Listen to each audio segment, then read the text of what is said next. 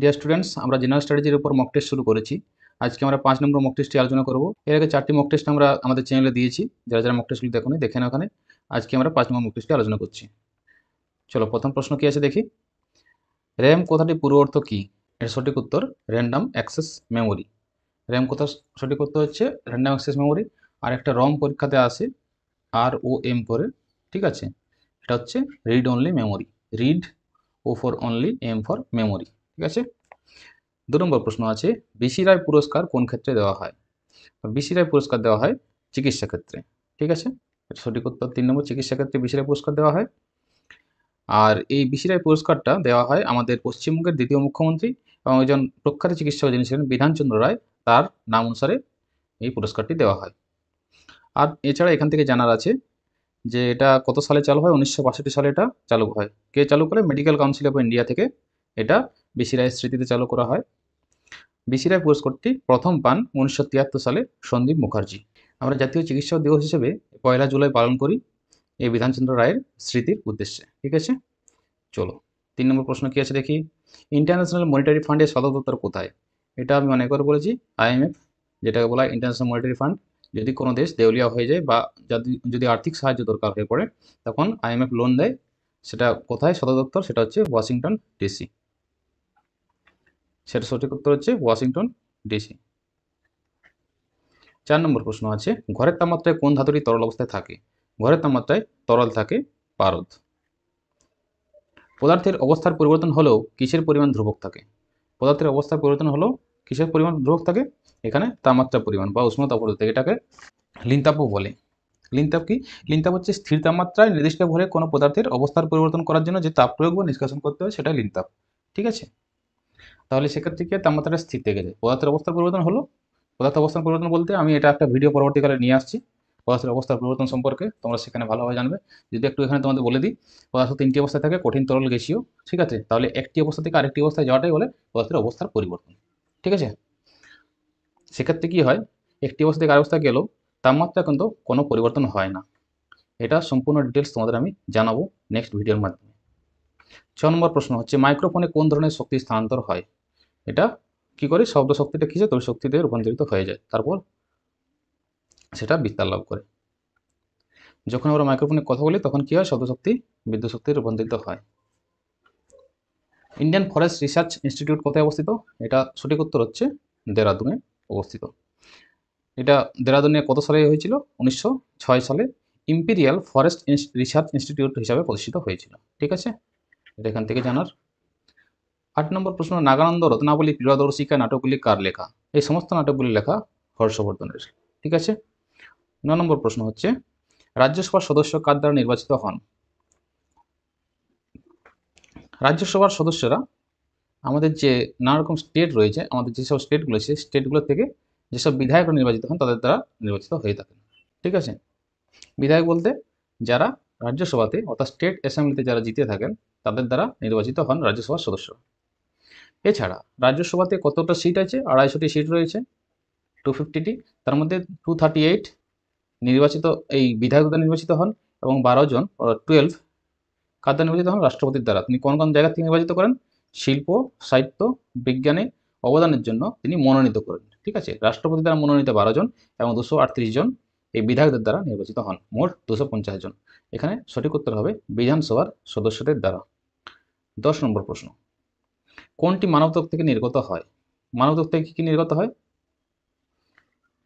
Sodium chloride, lactic acid ও কিছু পরিমাণ urea, এটা সঠিক উত্তর হবে। তো মানবত্বক থেকে যে ঘামটা নির্গত হয়, ঘামের মধ্যে 99% জল থাকে আর 1% ঘাম থাকে, ঠিক আছে। 1% ঘামে কী কী থাকে? Urea, uric acid, ammonia, lactic acid, vitamin C, অন্যান্য পদার্থ রয়েছে। অর্থাৎ এখানে ভিটামিন সিও বার হয়, ল্যাকটিক অ্যাসিডও বার হয় এবং অ্যামোনিয়া, ইউরিক অ্যাসিড, ইউরিয়া এগুলো সব বার হয়, ঠিক আছে। আর ঘাম আমরা কি করি? ঘামকে কি বলে? আমাদের শরীরে প্রাকৃতিক কুলেন্ট বলা হয়, ঠিক আছে। এটাও জেনে রাখা ভালো। ইউরিক অ্যাসিড কিন্তু এই ঘামের প্রধান উপাদান। ইউরিক অ্যাসিডকে ঘামের প্রধান উপাদান হিসেবে বলা হয়। ভারতে কোন সঙ্গীতজ্ঞ 5বার গ্র্যামি অ্যাওয়ার্ড জিতেন? 5বার গ্র্যামি অ্যাওয়ার্ড জিতেন, এখানে অপশনের মধ্যে হবে সঠিক উত্তর পণ্ডিত রবিশঙ্কর।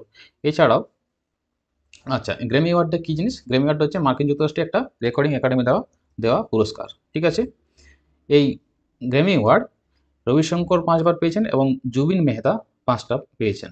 এছাড়াও এআর রহমান ও রিকি কেজ 2টি গ্র্যামি পুরস্কার জিতেছেন। 12 নম্বর প্রশ্ন, শূন্য মাধ্যমে আলোর বেগ এর চেয়ে কঠিন মাধ্যমে, অর্থাৎ যেমন কঠিন মাধ্যম যেমন কাচে আলোর বেগ বেশি হবে না, কম হবে না, সমান হবে না, দ্বিগুণ হবে? এর সঠিক উত্তর হবে, যখন শূন্য মাধ্যম থেকে আলো কঠিন মাধ্যমে যাবে তখন তার বেগটা কমে যাবে। সবচেয়ে বেগ আলো বেশি হচ্ছে শূন্য মাধ্যমে। তাহলে কি হবে? এটা সঠিক উত্তর, শূন্য মাধ্যম থেকে কঠিন মাধ্যমে কম হবে। শূন্য মাধ্যমে আলোর বেগ কত? 3 × 10⁸ মিটার পার সেকেন্ড। এটা হচ্ছে শূন্য মাধ্যমে আলোর বেগ, বা এরকম মনে রাখতে পারো 3 লক্ষ কিলোমিটার। ঠিক আছে, 3 লক্ষ কিমি, এটা মনে রাখতে পারো পার সেকেন্ড। ঠিক আছে, মাইলে মনে রাখে, মাইলটা পড়ে 186। 786 থেকে আমি 186 মনে রাখতে বলেছিলাম এর আগে ট্রিক্স হিসেবে। 186 মাইল পার সেকেন্ড। ঠিক আছে, 786 ইসলামদের পবিত্র নাম্বার একটা, সেখান থেকে 186টা মনে রাখতে পারো। এটা হচ্ছে আলোর বেগ। ঠিক আছে, 13 নম্বর প্রশ্ন। আগা খান কাপ কোন টুর্নামেন্ট? আগা খান কাপ হচ্ছে এটা হকি টুর্নামেন্ট। এছাড়াও আগা খান ট্রফি বলে একটা টুর্নামেন্ট আছে যেটা পরীক্ষাতে আসতে পারে। সেটা হচ্ছে আয়ারল্যান্ডের ডাবলিনে একটা শো জাম্পিং হয়, সেই শো জাম্পিংটাকে বলা হয় আগা খান ট্রফি। এটা হচ্ছে এই যে শো জাম্পিং বলতে হর্স শো, যেটা এটাকে শো জাম্পিং বলে, এটাকে বলে আগা খান ট্রফি। আর আগা খান কাপ হচ্ছে হকি। ঠিক আছে, এছাড়াও হকির অন্যান্য টুর্নামেন্ট হচ্ছে Sultan Azlan Shah cup, Stanley cup, Dhyanchand trophy. এটা হচ্ছে হকির trophy, Stanley cup, Dhyanchand trophy, Sultan Azlan Shah cup. ঠিক আছে, আর এটা বললাম আগা খান ট্রফিটা কি? শো জাম্পিং, যেটা আয়ারল্যান্ডে হয়। ভারতের সর্বোচ্চ অসামরিক সম্মান ভারতরত্ন আজ পর্যন্ত 2জন বিদেশিকে দেওয়া হয়েছে। এর মধ্যে একজন নেলসন ম্যান্ডেলা, অন্যজনের নাম হচ্ছে, এখানে অপশনের মধ্যে সঠিক উত্তর আব্দুল গফফর খান। আব্দুল গফফর খান নেলসন ম্যান্ডেলাকে 1987 ও 1990 সালে পুরস্কার দেওয়া হয়েছিল। 15 নম্বর, মোহিনীঅট্টম নৃত্য কোন সেটে দেখা যায়? এখানে নৃত্যগুলো একটু দেখে নাও। ভারতনাট্যম যেগুলো পড়ে আমি সেগুলো এখানে দিয়েছি। ভারতনাট্যম কোথায় দেখা যায়? এটা হচ্ছে তামিলনাড়ু। কত্থক উত্তরপ্রদেশ, কুচিপুড়ি অন্ধ্রপ্রদেশ, ওড়িশি ওড়িশা, কথাকলি কেরালা, সত্রিয়া আসাম, মণিপুরি মণিপুর, মোহিনীঅট্টম কেরালা। তো মোহিনীঅট্টম এটা কোথায় হবে? সঠিক উত্তর হচ্ছে কেরলে। 8 বিটের গ্রুপ কী নামে পরিচিত? 8 বিট, এখানেও আমি সমস্ত জিনিসগুলো দিয়ে দিয়েছি পরীক্ষায় যেগুলো আসে। 1 বাইট, 8 বিটে 1 বাইট হয়। ঠিক আছে, এটা সঠিক উত্তর বাইট হয়ে যাবে। এরপর দেখো হাজার হাজার করে বেড়ে বেড়ে যাবে। ঠিক আছে, এরপর 1000 বাইট যদি হয়ে যায় তখন 1 কেবি হয়ে যাবে। এবারে এই 1 কেবিটা যখন 1000 কেবি হয়ে যাবে তখন 1 এমবি হয়ে যাবে। কেবি মানে কিলোবাইট, বাইটের থেকে কিলোবাইট হলো, 1000 বাড়লো, কিলোবাইট থেকে 1000 বেড়ে মেগাবাইট হলো, আবার 1000 বেড়ে গিগাবাইট হলো, আবার টেরাবাইট হয়ে গেলো। ঠিক আছে, 1000 করে বেড়ে বেড়ে যাবে, এটা মনে রাখার কৌশল, এরকমভাবে মনে রাখতে হবে, তাহলে সব মনে থেকে যাবে। ঠিক আছে, 17 নবান্ন নাটকটি কার লেখা? নবান্ন নাটকটি লেখা বিজন ভট্টাচার্যের লেখা, বিখ্যাত নাট্যকার বিজন ভট্টাচার্য। শক্তির অপ্রচলিত উৎস কোনটি? শক্তির 2 রকমের উৎস আছে, একটা প্রচলিত অর্থাৎ যেগুলো আমরা সাধারণত ব্যবহার করি, একটা অপ্রচলিত যেগুলো খুব সাধারণত ব্যবহার করি না। তো এখানে অপ্রচলিত শক্তি উৎস হবে সৌরশক্তি, বাকিগুলো সবগুলো প্রচলিত অর্থাৎ এগুলো সাধারণত আমরা ব্যবহার করেই থাকি। কয়লা, প্রাকৃতিক গ্যাস, নিউক্লিয় শক্তি ব্যবহার করছি, কিন্তু সৌরশক্তি খুব বহুল পরিমাণে ব্যবহৃত হয় না, এই জন্য এটা কি বলে? অপ্রচলিত শক্তি বলে। আর প্রচলিত যেগুলো সেগুলো আমরা খুব ব্যবহার করছি। এছাড়াও আরও পড়ে নবীকরণযোগ্য পড়ে, যেগুলো আবার নতুন করে তৈরি করা, যেমন সৌরশক্তি। অনবীকরণযোগ্য যেগুলো করা যাবে না, যেমন কয়লা। এছাড়াও চিরাচরিত শক্তি আছে, অচিরাচরিত শক্তি আছে। বিদ্যুৎ, কয়লা, প্রাকৃতিক গ্যাস, তেল, নিউক্লিয় শক্তি, এগুলো হচ্ছে শক্তির প্রচলিত উৎস। এবং সূর্যালোক, সমুদ্রের জোয়ার, বায়ু, ভূতাপীয় শক্তি ও জলশক্তি হচ্ছে অপ্রচলিত শক্তির কিছু উদাহরণ। অলঙ্কার নির্মাণে সোনার প্রলেপ হিসেবে কোন ইলেকট্রোলাইটটি ব্যবহার করা হয়? তো এটা সঠিক উত্তর হয়ে যাবে পটাশিয়াম অরোসায়ানাইড, এটা ব্যবহার করা হয় সোনার প্রলেপ হিসেবে। ঠিক আছে, আইএনসি পুরো কথাটি কি? আইএনসি হচ্ছে এখানে অপশনের মধ্যে ইন্ডিয়ান ন্যাশনাল কংগ্রেস, যেটা ওলান অক্টেভিয়ান কী কারণে করেছিল? ভারতের নাগরিকদের মধ্যে সাধারণ বার্তালাপ বা রাজনীতি সংলাপের জন্য তিনি একটা প্ল্যাটফর্ম কথা ভেবেছিলেন। তিনি একজন ছিলেন সিভিল সার্ভিস অফিসার, ওলান অক্টেভিয়ান 1885 সালে তিনি করেছিলেন, এটা গঠন করেছিলেন। প্রথম সভাপতি কে ছিলেন ইন্ডিয়ান ন্যাশনাল কংগ্রেসের? এটা তোমরা কমেন্টে জানাও, এটা পরীক্ষাতে আসে অনেকবার। 21 নম্বর, অষ্টাদশ শতকের মধ্যভাগে কোন দেশটি শিল্পের কারণে ফ্যাক্টরি অফ দ্য ওয়ার্ল্ড নামে পরিচিত ছিল? প্রথম শিল্প বিপ্লব কোথায় হয়েছিল? এটা হচ্ছে ব্রিটেন। 2011 সালের আদমশুমারি অনুযায়ী ভারতবর্ষের কোন রাজ্যে জনঘনত্ব সবচেয়ে কম? সবচেয়ে জনঘনত্ব কম হচ্ছে অরুণাচল প্রদেশ। কোথায়? অরুণাচল প্রদেশে। আর সবচেয়ে স্টেট সর্বনিম্ন জনসংখ্যা কোথায় আছে? সিকিমে। সবচেয়ে কম জনসংখ্যা কোথায় আছে? সিকিমে। আমাদের পশ্চিমবঙ্গের সবচেয়ে জনঘনত্বপূর্ণ জেলা হচ্ছে উত্তর চব্বিশ পরগনা। ঠিক আছে। আর 2011 সালের জনগণনা অনুযায়ী ভারতের সর্বাধিক জনঘনত্বপূর্ণ রাজ্যকে বিহার। আর সবচেয়ে বেশি জনঘনত্ব অরুণাচল প্রদেশ। সবচেয়ে বেশি জনসংখ্যা কোথায় আছে? সিকিমে। সরি, সর্বনিম্ন জনসংখ্যা কোথায় আছে? সিকিমে। ঠিক আছে। আর পশ্চিমবঙ্গের সর্বাধিক জনঘনত্ব হচ্ছে উত্তর চব্বিশ পরগনা। এগুলো মনে রাখবে, এই জন্য এগুলো দিয়ে দিয়েছি। পশ্চিমবঙ্গ বিধানসভার স্পিকারের নাম কি? পশ্চিমবঙ্গ বিধানসভার স্পিকারের নাম তিনি হচ্ছেন শ্রী বিমান ব্যানার্জি। ঠিক আছে। কোন ভিটামিনের অভাবে রিকেট রোগ হয়? এটা বলেছি আমি অনেকবার, ভিটামিন নিয়ে ভিডিও দিয়েছি, যারা দেখোনি এটা দেখে নেবে ভিডিওটি। প্রায় 70+ কোশ্চেন দেওয়া আছে আমার ভিডিওতে ভিটামিন সম্পর্কে, ওর বাইরে প্রশ্ন হবে না। এটা ভিটামিন ডি এর অভাবে রিকেট রোগ হয়। ছোটদের ক্ষেত্রে রিকেট রোগ, আর বড়দের ক্ষেত্রে কি হয়? অস্টিওমেলেসিয়া রোগটি হয়। কি বললাম? অস্টিওমেলেসিয়া। অস্টিওমেলেসিয়া। ঠিক আছে। 25 নম্বর প্রশ্ন হচ্ছে মাদারবোর্ড। মাদারবোর্ড কি? মাদারবোর্ড একটি সার্কিট বোর্ড যার মধ্যে সিপিইউ ও অন্যান্য চিপ থাকে। ঠিক আছে, এটা হচ্ছে সঠিক উত্তর। সিপিইউ কিন্তু বলা হয় সিপিইউকে, এটা পরীক্ষায় আসতে পারে, সিপিইউকে বলা হয় ব্রেন অফ কম্পিউটার। ঠিক আছে, ব্রেন অফ কম্পিউটার বলা হয় সিপিইউকে, এটা তোমরা মনে রাখবে। ঠিক আছে। সিপিইউ কথার পুরো ফর্ম কি? Central processing unit. ঠিক আছে। 26 নম্বর, প্রথম কোন ভারতীয় ওয়ার্ল্ড এমেচিওর বিলিয়ার্ডস টাইটেল জেতেন? প্রথম জেতেন উইলসন জোন্স। 1958-64 এখানে পরপর দুবার জিতেছিলেন, সেই সময় দর্শকটা উইলসন জোন্স প্রথম একজন ভারতীয় হিসেবে কোনো একটা টুর্নামেন্টের প্রথম খেতাব পান।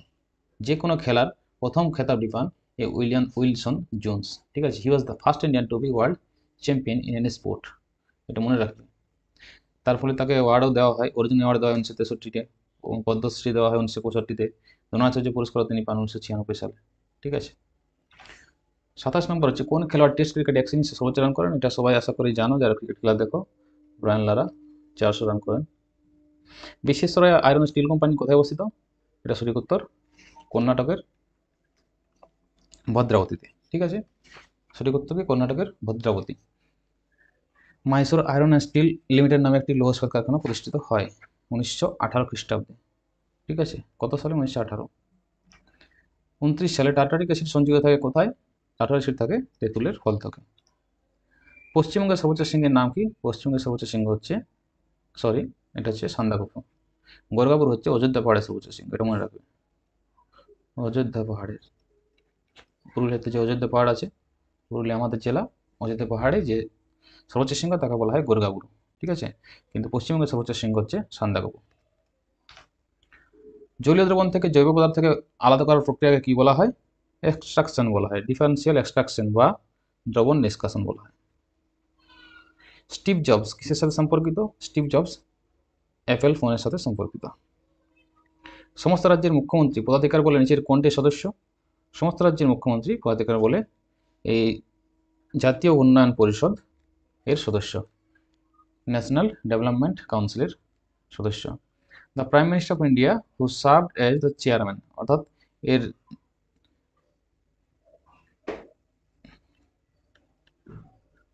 এই ন্যাশনাল ডেভেলপমেন্ট কাউন্সিল এনডিসির চেয়ারম্যান হচ্ছেন প্রধানমন্ত্রী। ঠিক আছে। আর এছাড়াও এর সদস্য আছেন ইউনিয়ন যে ক্যাবিনেট, পুরো ক্যাবিনেটটা এর সদস্য আছে, সমস্ত রাজ্যের মুখ্যমন্ত্রী এবং সমস্ত ইউনিয়ন টেরিটরিজের যে মুখ্যমন্ত্রীরা বা অ্যাডমিনিস্ট্রেটররা আছেন তারা, এবং নীতি আয়োগের যে মেম্বাররা আছেন তারা, এনারা হচ্ছেন এনডিসির সদস্য। ঠিক আছে। 34 নম্বর প্রশ্ন হচ্ছে কঠিন কার্বন ডাইঅক্সাইড কি নামে পরিচিত? পরীক্ষা অনেকবার আসে, এটা হচ্ছে শুষ্ক বরফ। কোন অংশটি প্রোগ্রাম নির্দেশনা ব্যাখ্যা করে এবং প্রাথমিক অপারেশনগুলি কন্ট্রোল করে? তো এটা সঠিক উত্তর হচ্ছে কন্ট্রোল ইউনিট। ঠিক আছে। বাবরের আত্মজীবনীর নাম কি? বাবরের আত্মজীবনীর নাম হচ্ছে এখানে তুজুকি বাবরি। ঠিক আছে। এই তুজুকি বাবরি মুঘল সাম্রাজ্যে, এটা বাবরের আত্মজীবনী, এটি তুর্কি ভাষায় বাবর লিখেছিলেন।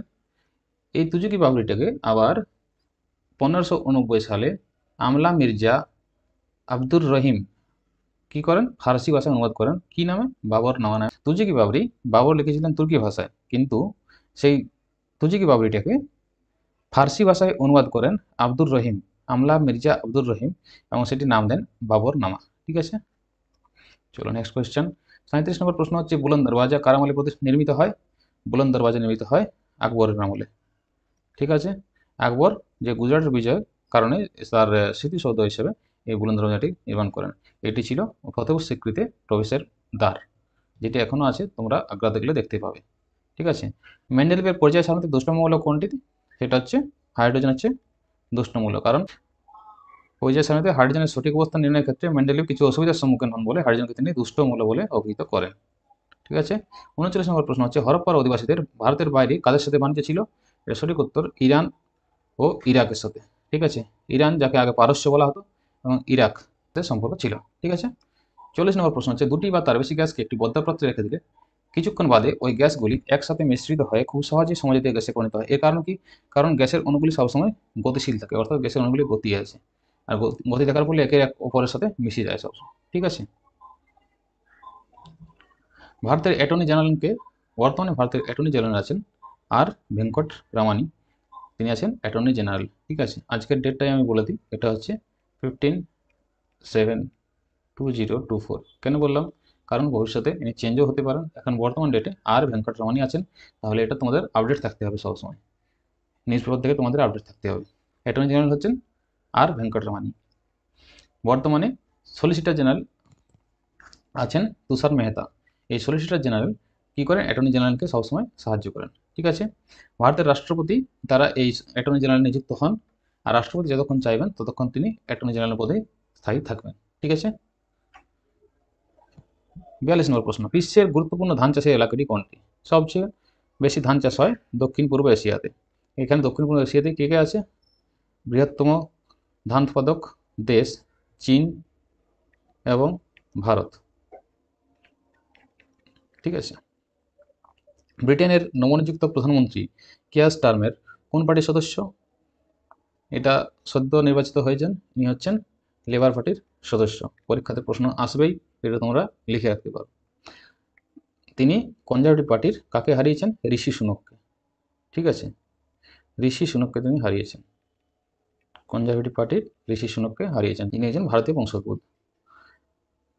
44 নম্বর প্রশ্ন হচ্ছে পশ্চিমবঙ্গের বিধানসভায় সংখ্যাগরিষ্ঠ ভোটের মাধ্যমে পাস করা যায়, মানে কি? এটা সঠিক উত্তর হবে সমস্ত কিছুই একটা সংখ্যা, একক সংখ্যা যদি পাওয়া যায়, সংখ্যাগরিষ্ঠ ভোট পাওয়া যায়, তাহলে পাস হয়ে যায়। ঠিক আছে, ফিফার পুরো কথাটি কি? ফিফার পুরো কথা হচ্ছে federation of international football association, এটা হচ্ছে ফিফার ফুল ফর্ম। 46 নম্বর প্রশ্ন সম্মিলিত জাতিপুঞ্জের নিরাপত্তা পরিষদের স্থায়ী সদস্যের সংখ্যা কত? স্থায়ী সদস্যের সংখ্যা হচ্ছে 5 জন এবং অস্থায়ী সদস্য হচ্ছে 10 জন। ঠিক আছে, তাহলে মোট সদস্য সংখ্যা যদি বলা হয় নিরাপত্তা পরিষদের মোট সদস্য সংখ্যা, তাহলে কখন কি বলবে? 15, অর্থাৎ 15 জন। ঠিক আছে, এই 5 জন স্থায়ী সদস্য কে কে? এখানে দেখো, এটা হচ্ছে আমেরিকা। ঠিক আছে, আমেরিকা আছে, এখানে আছে ব্রিটেন, ব্রিটেন এবং ফ্রান্স এখানে আছে, এখানে ব্রিটেন, এখানে ফ্রান্স, এখানে আছে রাশিয়া, এখানে আছে চায়না। ঠিক আছে, China, Russia, France, Britain, America. ঠিক আছে, বর্তমানে ওজোন স্তর ক্ষয় একটি মারাত্মক পরিবেশের সমস্যা, এটি যার কারণে হয়, ওজোন স্তর কী কারণে ক্ষয় হয়? এটা সঠিক উত্তর ক্লোরোফ্লোরোকার্বন, সিএফসি। সিএফসি কোথা থেকে বেশি নির্গত হয়? সিএফসি বেশি নির্গত হয় রেফ্রিজারেটর, এরোসল, এগুলো থেকে। এরোসল বলতে আমরা যে স্প্রে ইউজ করি, এগুলোর থেকে সিএফসি বেশি বার হয়। স্প্রে এবং যে ফ্রিজ ব্যবহার করি, ফ্রিজের কারণে সিএফসি বেশি করে, ক্লোরোফ্লোরোকার্বন ওখান থেকে বেশি বার হয়। ঠিক আছে, কোনো বস্তুকে এবড়ো খেবড়ো আণবিক তলের উপর টানা হলে নিচের কোনটি কাজ করে? এটা ঘর্ষণজনিত বল যদি সমতলে থাকতো, তাহলে ঘর্ষণজনিত বল হতো, এটা হবে ঘর্ষণজনিত বলের বিরুদ্ধে। ঠিক আছে, এবড়ো খেবড়ো তল যেহেতু আছে, তাহলে ঘর্ষণজনিত বলের বিরুদ্ধে কাজ করে। সুরক্ষার জন্য ঘরে যে মেন যে ইলেকট্রিক তারটা ব্যবহার করা হয়, তা অবশ্যই কি হতে হবে? অবশ্যই নিম্ন গলনাঙ্ক হতে হবে, নাহলে কি করে গলে যাবে? যদি হাই গলনাঙ্ক হয়ে যায় তাহলে গলবে কি? নিম্ন গলনাঙ্ক হতে হবে। শেষ প্রশ্ন, ওজোন স্তর বাধা দেয়, ওজোন স্তর বাধা দেয়, এটা সঠিক উত্তর হবে অতিবেগুনি রশ্মি দিয়ে। ওজোন স্তর কী জিনিস সেটা তোমাদের একটু বলে দিই শেষে। আমাদের পৃথিবীর বায়ুমণ্ডলে একটা লেয়ার, ওজোন লেয়ার আছে বায়ুমণ্ডলের বাইরে। এই ওজোন লেয়ার কি করে? যে সূর্যের যে অতিবেগুনি রশ্মিটা সেটা আটকে দেয়, তার ফলে আমরা আমাদের গায়ে যে রশ্মিটা পড়ে আমাদের যে স্কিন ক্যান্সার হয় সেটা থেকে রক্ষা পায়। কিন্তু বর্তমানে কি হচ্ছে, যথেচ্ছ পরিমাণে আমরা ফ্রিজ, রেফ্রিজারেটর, নানা রকম স্প্রে ইউজ করছি। তার ফলে কি হয়, এখান থেকে ওই সিএফসি নির্গত হয়ে ওই ওজোন স্তরে গিয়ে ওজোন স্তরগুলো ক্ষয় করছে। ঠিক আছে, তার ফলে কি হয়, সূর্যের রশ্মি ডাইরেক্ট আমাদের স্কিনে এসে পড়ছে এবং ত্বকের ক্যান্সার হচ্ছে। ঠিক আছে, তাহলে ওজোন স্তরকে বাঁচানো আমাদের প্রত্যেকের দায়িত্ব, পরিবেশকে রক্ষা করা প্রত্যেকের দায়িত্ব। গাছ লাগানোর পাশাপাশি আমাদের বাকি অন্যান্য গ্লোবাল ওয়ার্মিং দিকগুলো দেখা দরকার, এই ওজোন লেয়ার ব্যাপারটাও দেখা দরকার, মৃত্তিকা দূষণও দেখা দরকার, সমস্ত পরিবেশের বিষয়গুলো আমাদের দেখা দরকার। প্রতিটা মানুষকেই, প্রতিটা নাগরিককে সচেতন হওয়া দরকার পৃথিবীকে বাঁচানোর জন্য। প্রতিটা মানুষই এর জন্য দায়ী। আজকে যতগুলো প্রশ্ন আমরা আলোচনা করলাম, প্রতিটা প্রশ্নই পরীক্ষাতে আসা। ঠিক আছে, বা একটা দুটো হয়তো পরীক্ষাতে আসেনি, আমি এক্সট্রা জুড়েছি যেগুলো সাম্প্রতিক ঘটনাবলী, সেই ভিত্তিতে আমি একটা দুটো প্রশ্ন ঢুকিয়েছি। ঠিক আছে, বাকি সমস্তগুলোই বিগত বছরে কোনো না কোনো পরীক্ষাতে আসা। ঠিক আছে, আজকে এই 50টি প্রশ্ন ছিল। আমাদের এই মক টেস্টের সিরিজ চলতে থাকবে, তোমরা আমাদের চ্যানেলের সাথে লেগে থাকো। আজকে এই পর্যন্ত ডিয়ার স্টুডেন্টস, আবার ধন্যবাদ।